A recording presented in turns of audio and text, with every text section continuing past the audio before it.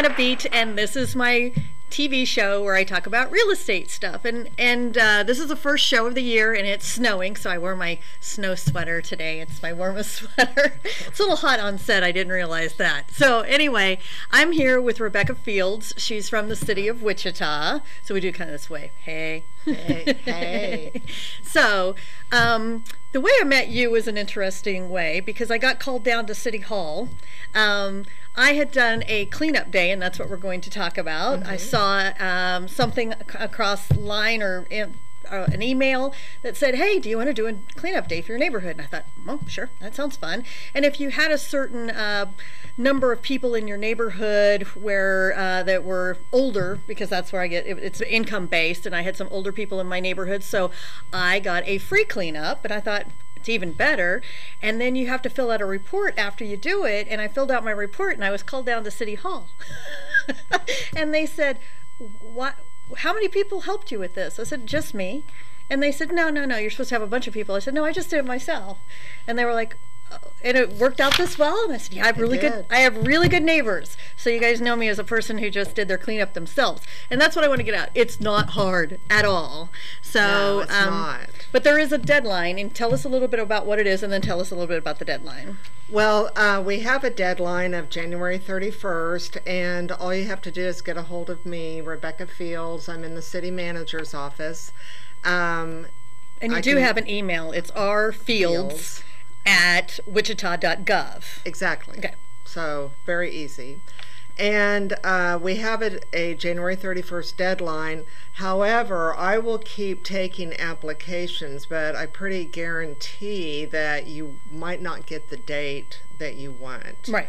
Because we have the city has a contract with Waste Connections, who comes in at the lowest bid.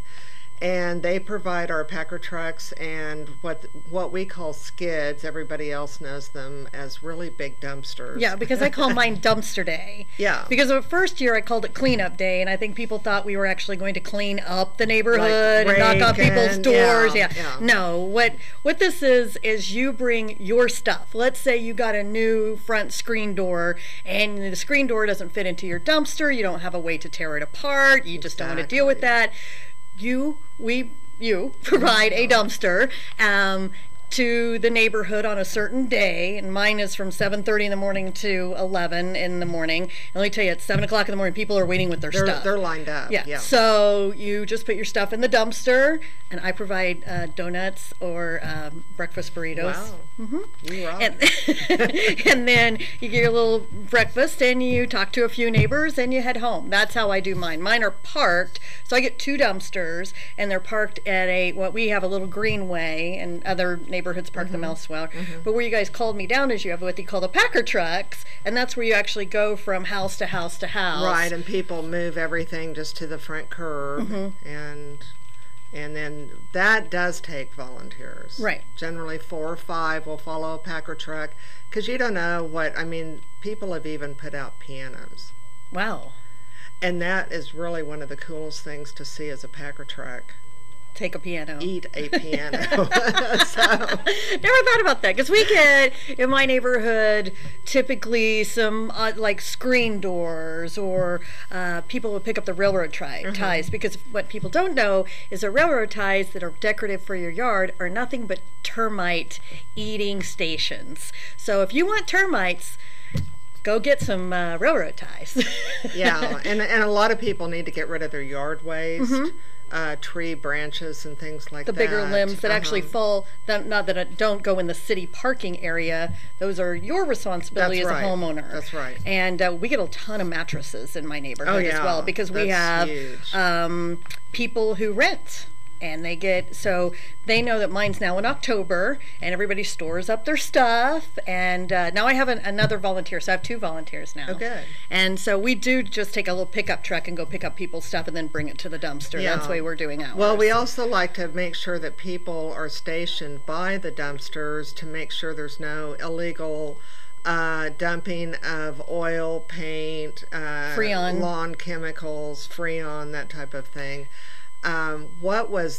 What I did last year, because I'm even though I'm an old cleanup volunteer, Last year was the first year I actually took over. Oh, took over yeah. the program. Yeah. And, 2016. And then in 2017, I thought, we need to incorporate metal scrapping. Mm-hmm. I just saw so much metal being dumped, and not that there's anything wrong with that. However, there are people that make a legitimate living off of recycling metal. Right. So one of the and people it keeps it out of the landfill. So a guy showed up named Daniel Ackerman Yes. at my cleanup and said, "I'm your official cleanup guy." Yeah.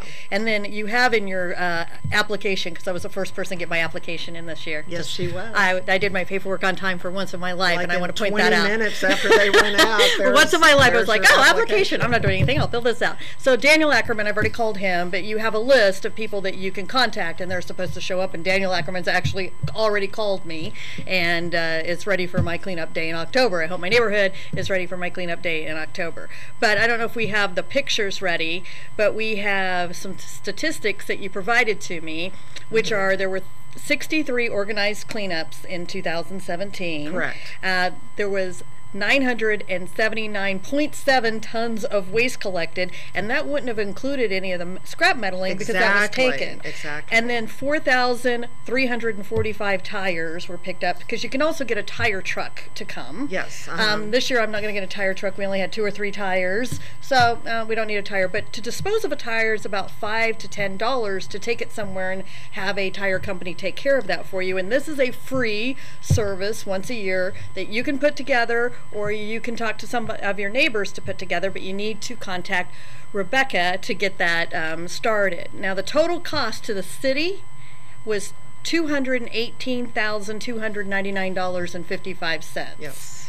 And Waste Connections also volunteered their services, and is that included in that number? Yes. Okay. Yes. So a lot of cleanup was done, and in the neighborhood. So if you want to know more about it, it's R as in Rebecca, Fields as in Fields of Grain, at wichita.gov, and you want to give them your phone number. You're not working today because it's Martin Luther King Day, That's so right. don't call her today. I feel very honored to be here on Martin Luther King Day.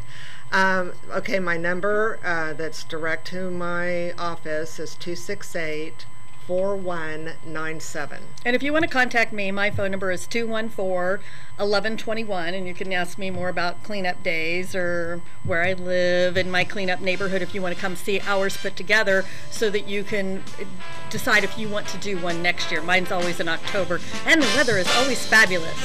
Right, So, it is. well, happy Martin Luther King Day. I'll be back next week with Stacia, and we're going to talk about radon, which is a naturally occurring gas that happens in your basements, and how to mitigate that. So have a good week. Happy New Year.